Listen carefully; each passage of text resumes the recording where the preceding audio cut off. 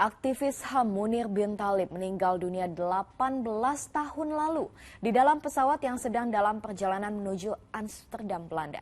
Ia meninggal karena racun arsenik. Kasusnya kini masuk ke daluarsa dan belum sepenuhnya terungkap. Lalu apakah proses hukum kasus ini masih bisa berlanjut bila ditemukan bukti pelanggaran HAM berat? Kita simak diskusi bersama dengan Reza Ramadansyah. Kekuasaan telah menggelapkan mata orang untuk merampas nyawa orang.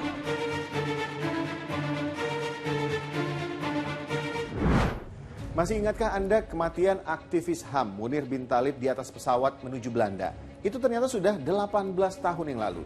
Kini kasus pembunuhan Munir sudah masuk masa kadaluarsa. Apa artinya? Lalu jika nanti terbukti adanya pelanggaran HAM berat, apakah penegakan hukumnya masih bisa berlanjut?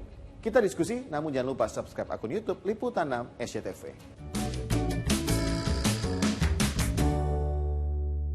Delapan belas tahun berlalu, kasus pembunuhan Munir masuk dalam masa kadaluarsa tahun ini. Nah, bersama dengan hal itu, tiba-tiba Komnas HAM membentuk tim ad hoc untuk menetapkan kasus pembunuhan Munir masuk sebagai kasus pelanggaran HAM berat. Komnas HAM mengatakan argumen pelanggaran HAM berat di kasus pembunuhan Munir diambil dari dokumen Pengadilan Kejahatan Internasional atau International Criminal Court. Tapi apakah langkah Komnas HAM ini benar-benar bisa membuktikan adanya pelanggaran HAM berat di kasus Munir? Jika kita merujuk pada dokumen Tim Pencari Fakta Munir, TPF, kasus Munir bukanlah pembunuhan biasa, tetapi pembunuhan yang diduga dilakukan oleh aktor negara dan merupakan kejahatan kemanusiaan karena Munir dibunuh di luar atau tanpa proses peradilan atau extrajudicial killing. Namun Komnas HAM lebih memilih jalur aman dengan tidak menangani kasus Munir sebagai satu peristiwa yang merupakan pelanggaran hak asasi manusia. Bahkan Komnas HAM baru membentuk tim ad hoc untuk penyelidikan kasus ini justru menjelang tibanya masa kadaluarsa. Kasus pembunuhan Munir memang ditangani dengan aturan hukum pidana nasional yang saat ini masuk masa kadaluarsa karena sudah 18 tahun. Apa artinya? Di dalam hukum sebenarnya istilah yang benar bukan kadaluarsa ya, bukan daluarsa, tapi feriar atau lewat waktu. Ya, jadi ditentukan bahwa kasus pidana itu ada masa waktunya untuk menuntut dan melaksanakan pidana.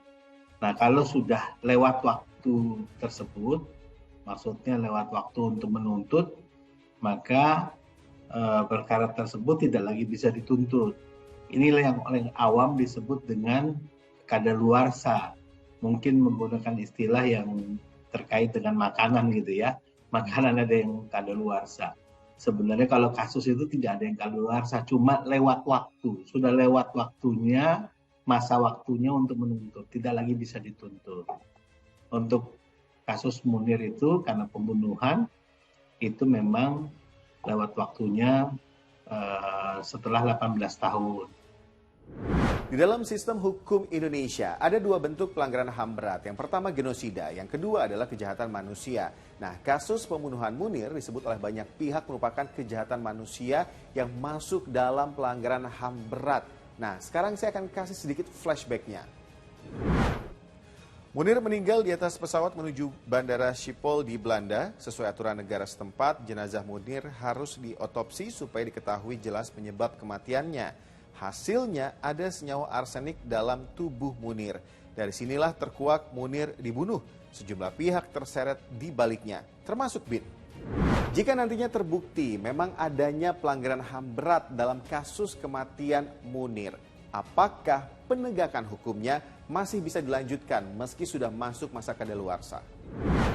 Tentu waktunya sudah injuries time, katakanlah seperti itu ya. Walaupun bisa dirampungkan penyidikannya menjadi kewenangan kejaksaan. Nah, tiba waktu nanti diserahkan kejaksaan untuk dilakukan penyidikan, misalnya memang ada hasil penyelidikan yang menunjukkan ada pelanggaran HAM, ini sudah lewat waktu, sudah foryaring, sudah daluarsa kata orang, kan begitu. Sehingga tidak ada gunanya juga dibawa ke pengadilan. Jadi kalau menurut saya, kalau pemerintah sekarang benar-benar mempunyai keinginan politik yang kuat untuk memastikan bahwa Munir dan keluarganya mendapatkan keadilan yang memadai atas apa yang dia alami, maka yang pertama-tama adalah harus dibuat sebuah aturan yang memungkinkan ketentuan tentang lewat waktu itu diabaikan. Jadi aturan mengenai lewat waktu yang diatur dalam pasal 78 KUHP itu khusus untuk Munir diabaikan karena selama ini memang ada sikap abai negara terhadap hak-hak Munir dan keluarganya terhadap hal ini. 18 tahun berlalu, perjuangan untuk menemukan keadilan atas pelanggaran HAM berat dalam kasus kematian Munir saat ini terus dilakukan. Yang namanya pelanggaran HAM bagaimanapun bentuknya harus tetap diusut tuntas. Apalagi yang ini, yang dinilai banyak pihak merupakan pelanggaran HAM berat. Saya Reza, kita ketemu di diskusi selanjutnya.